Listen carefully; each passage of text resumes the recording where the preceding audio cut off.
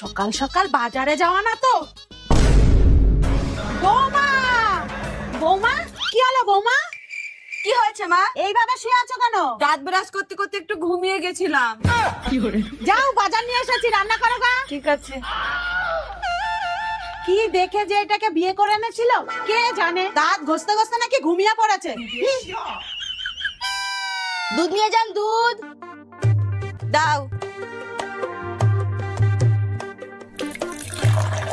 শোনো, কালকে আবার ভ্যালেন্টাইন্স ডে উপলক্ষে কামাই করো না, দুধ দিয়ে যেও। তাই নাকি? তোমার বর ভ্যালেন্টাইন্স ডে করে না বলে কি আমার বড় করে না? আমি তো আসবোই না, বরের সাথে জমিয়ে ভ্যালেন্টাইন্স ডে পালন করব।